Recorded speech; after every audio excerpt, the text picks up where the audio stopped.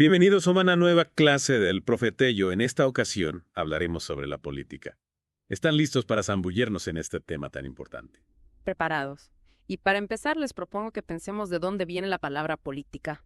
A veces entender de dónde vienen las palabras nos ayuda a comprender mejor su significado. Me gusta la idea. Es como cuando aprendemos de dónde viene el nombre de nuestro barrio, ¿no? De repente todo cobra más sentido. Exactamente. La palabra política viene del griego polis, que significa ciudad-estado. Imaginen antigua Atenas, una ciudad vibrante donde los ciudadanos participaban activamente en la toma de decisiones que afectaban a toda la comunidad. Esa era la esencia de la política para ellos. O sea que política era como decir las cosas de la ciudad. Pero ¿cómo era esa participación? No me imagino a todos los atenienses debatiendo en una asamblea gigante. Buena pregunta. Claro que no todos participaban de la misma manera. Existía una estructura, roles y reglas definidas. Para entenderlo mejor, podemos pensar en cómo funciona nuestro centro de estudiantes. Hay representantes elegidos por los alumnos, se organizan asambleas para discutir temas importantes y se toman decisiones que afectan a toda la escuela. Ahora entiendo. Es como una versión a escala de lo que sucedía en la antigua Atenas. Y hablando de Atenas, ¿qué más nos puede decir la historia sobre la palabra política? Bueno, los griegos tenían varias palabras relacionadas con polis que nos ayudan a comprender mejor el concepto. Por ejemplo, politeia se refería a la constitución, es decir, a las normas que organizaban la vida en la polis. Era como un reglamento, pero no uno cualquiera. La politeia definía la esencia misma de la comunidad, sus valores, sus derechos, sus obligaciones. Un poco como la Constitución Nacional que establece las bases de nuestro sistema político. Interesante. O sea que no se trataba solo de leyes, sino de algo más profundo como un acuerdo social sobre cómo vivir juntos. Exactamente. Y conta política, que significa literalmente las cosas cívicas, se usaba para hablar de todo lo relacionado con el gobierno y la administración de la polis. Era como decir los asuntos públicos, aquello que nos concierne a todos como ciudadanos. Claro, como cuando en el barrio nos organizamos para reclamar por la mejora de una plaza o de instalación de un semáforo, son cosas que nos afectan a todos los vecinos. Perfecto. Y no podemos olvidarnos de politique techné, que se traduce como el arte de la política. Para los griegos, gobernar no era cosa de cualquiera, requería conocimiento de habilidades, era un arte. Un arte. Suena un poco extraño, ¿no? ¿A qué se referían con eso? A la oratoria, a la estrategia. A todo eso y mucho más. Piensen en un director de orquesta. Necesita conocer la música, coordinar a los músicos, interpretar la partitura, transmitir emociones. De la misma manera, un buen gobernante debía comprender las necesidades del pueblo, persuadir, negociar, tomar decisiones que impactaran en la vida de todos. Era un arte complejo que requería talento y dedicación. Entiendo. No era solo cuestión de poder, sino de saber utilizarlo para el bien común. Y hablando de grandes pensadores, ¿qué decía Aristóteles sobre la política? Aristóteles, uno de los filósofos más importantes de la antigua Grecia, tenía una frase muy interesante sobre la política. Decía que el hombre es un animal cívico, no solo un animal social. ¿Y eso qué significa? ¿Qué nos diferencia de otros animales que viven en grupo? A simple vista podríamos decir que las hormigas también son cívicas, ¿no? Claro, muchos animales viven en grupos y colaboran entre sí, pero para Aristóteles lo que nos distingue es nuestra capacidad de vivir en comunidades organizadas, de participar en la toma de decisiones que afectan a todos, de deliberar y buscar el bien común. Es decir, somos animales políticos por naturaleza. O sea que la política no es algo ajeno a nuestra esencia, sino que está en nuestro ADN. Exactamente. Y esa idea de la polis como espacio de la vida en común no se quedó solo en la antigua Grecia. Con el tiempo, esta idea se fue transformando y llegó hasta nuestros días. Pero eso lo dejaremos para nuestra próxima clase. Me dejas con intriga.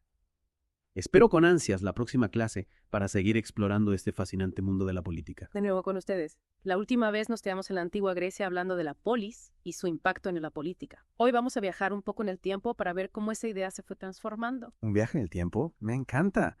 Siempre me imaginé la historia como un gran rompecabezas donde cada pieza encaja con la otra. Muy buena analogía. Y en este rompecabezas, una de las piezas clave es la antigua Roma. Ellos usaban la palabra res publica para referirse a la cosa pública, lo que nos concierne a todos. De ahí viene nuestra palabra república, que es la forma de gobierno que tenemos en Argentina. Res publica, la cosa de todos. Me gusta. Pero ¿cómo se conectaba esa idea con la polis griega? Eran lo mismo. No exactamente iguales, pero sí compartían la idea de un espacio de convivencia donde los ciudadanos participan en las decisiones que afectan a la comunidad. En Roma, la res publica se basaba en la participación de los ciudadanos en las asambleas, en la elección de magistrados, en la creación de leyes. Era un sistema complejo con sus tensiones y contradicciones, pero sentó las bases de la república moderna. Es interesante ver cómo las ideas viajan a través del tiempo, ¿no? como si fueran semillas que se plantan en un lugar y luego florecen en otro. Totalmente. Y la idea de ciudad como sinónimo de Estado se mantuvo a lo largo de la historia. Por ejemplo, el escritor francés Raymond Poincaré tituló uno de sus libros Ce que demande la cité, que en español sería Lo que demanda la ciudad, y en realidad estaba hablando de las necesidades del Estado francés. Sé que la idea de la polis sigue viva de alguna manera. Pero hoy en día, con países tan grandes y complejos, ¿cómo se traduce esa idea de participación ciudadana? Buena pregunta. En el mundo moderno, la participación ciudadana adopta formas más diversas. Ya no se trata solo de asambleas o elecciones, sino también de la participación en organizaciones sociales, en movimientos vecinales, en debates públicos. Piensen en las marchas por el clima, en las campañas, por los derechos de las mujeres, en las iniciativas para mejorar la calidad de vida en los barrios. Todo eso es participación ciudadana. Claro, tiene mucho sentido. Es como si la polis se hubiera expandido y diversificado, pero a veces con tanta información y tantos problemas, uno se siente abrumado y no sabe por dónde empezar. Es cierto, la complejidad del mundo actual puede generar esa sensación. Por eso es importante informarse, conocer las diferentes perspectivas, identificar los temas que nos interesan y buscar las formas de participar que se ajusten a nuestras posibilidades. No se trata de hacer todo, sino de hacer algo. Cada pequeña acción cuenta. Me gusta esa idea. No se trata de hacer todo, sino de hacer algo. Es alentador porque a veces uno siente que no puede cambiar el mundo, pero en realidad cada granito de arena suma. Exactamente. Y hablando de la complejidad del mundo actual, hay otro concepto que es fundamental para entender la política, el poder. El poder. Esa palabra tiene un peso especial, ¿no? Suena algo misterioso, a veces hasta peligroso. ¿Cómo lo definiría usted? El poder en política es la capacidad de influir en el comportamiento de otras personas para que hagan lo que uno quiere aunque no quieran hacerlo. Es la capacidad de tomar decisiones que afectan a otros, de distribuir recursos, de establecer normas. Es como cuando mis padres me dicen que tengo que ordenar mi cuarto, aunque yo preferiría estar jugando la Play. Ellos tienen el poder de decidir. Muy buen ejemplo. Y en política hay distintas formas de ejercer el poder. Una de ellas es a través de la fuerza o la coerción. Por ejemplo, un gobierno puede usar la policía o el ejército para hacer cumplir las leyes, incluso si la gente no está de acuerdo con ellas. Claro, como cuando hay una manifestación y la policía interviene para dispersar a la gente. Ahí se ve claramente el poder del Estado. Exactamente. Pero el poder no solo se basa en la fuerza, también puede basarse en la autoridad, en el respeto que la gente tiene por una persona o institución. Por ejemplo, un profesor tiene autoridad sobre sus alumnos no porque pueda obligarlos a hacer algo a la fuerza, sino porque los alumnos reconocen su conocimiento y su rol en la clase. Sí, es verdad. A veces obedecemos al profesor no por miedo, sino porque confiamos en su experiencia. Es como cuando vamos al médico, seguimos sus indicaciones porque creemos que sabe lo que nos conviene. Exactamente. Y en política la autoridad puede provenir de diferentes fuentes, como la tradición, la religión o la ley.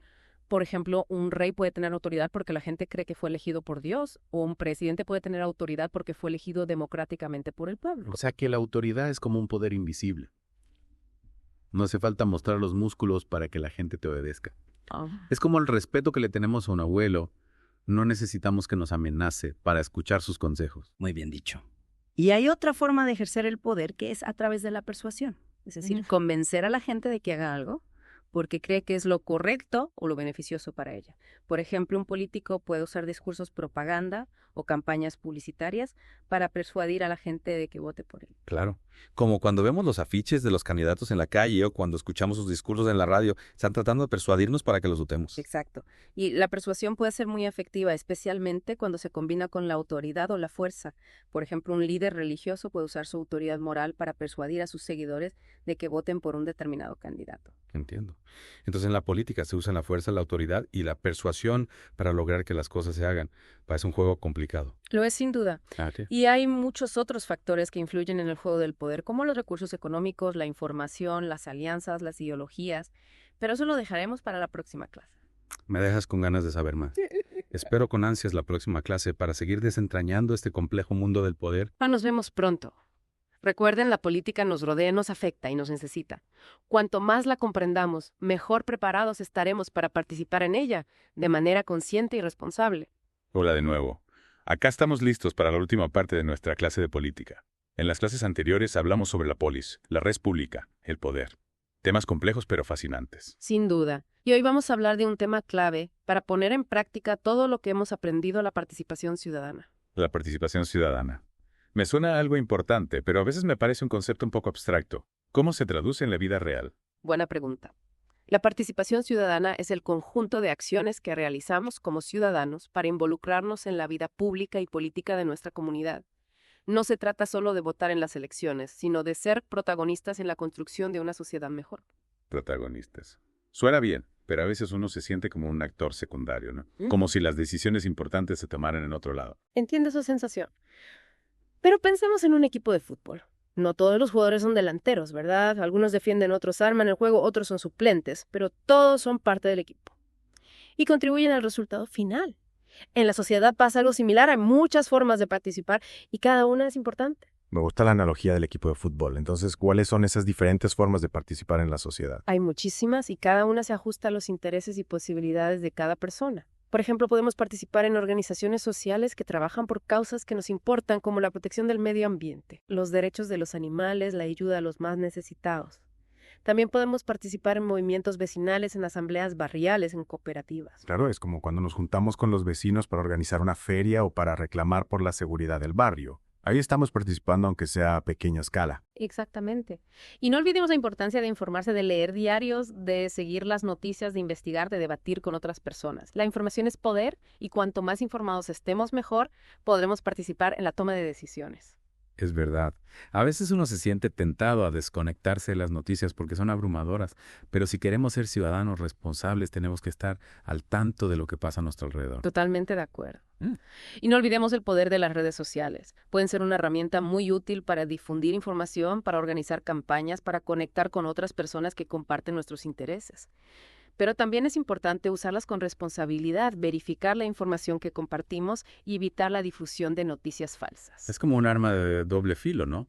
Puede ser muy útil para la participación ciudadana, pero también puede usarse para manipular o desinformar. Exacto. Por eso es importante ser críticos con la información que recibimos, contrastar fuentes, analizar diferentes perspectivas. Hablando de perspectivas, no olvidemos la importancia del diálogo. En una sociedad democrática es fundamental escuchar al otro, respetar las diferencias y buscar puntos de encuentro. El diálogo. Parece fácil, pero a veces cuesta mucho, ¿no? Especialmente cuando hay mucha polarización, cuando las personas se encierran en sus propias ideas y no están dispuestas a escuchar al otro. Es cierto, el diálogo no siempre es fácil, pero es un ejercicio que debemos practicar constantemente, tanto en el ámbito personal como en el público. Piensen en una familia, para que funcione bien es necesario que los miembros se escuchen, se respeten y lleguen a acuerdos. Lo mismo sucede en la sociedad. Tiene mucho sentido. Y para terminar, profe, ¿qué mensaje le daría a los jóvenes que están empezando a interesarse por la política? Les diría que la política no es un tema ajeno a sus vidas, sino que los afecta directamente. Las decisiones que se toman en el ámbito político tienen impacto en la educación, en el trabajo, en la salud, en el medio ambiente, en la cultura, en todos los aspectos de nuestra vida cotidiana.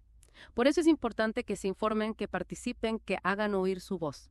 La democracia es un trabajo de todos y los jóvenes tienen un rol fundamental que cumplir en la construcción de una sociedad mejor.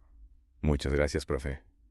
Realmente estas clases han sido muy enriquecedoras. Me voy con la cabeza llena de ideas y con muchas ganas de poner en práctica todo lo que he aprendido. Me alegro mucho. Recuerden, la política nos necesita. Y cuanto más informados y participativos seamos, mejor funcionará nuestra democracia. Hasta la próxima. Hasta la próxima. Y no se olviden de seguir estudiando, investigando y sobre todo participando.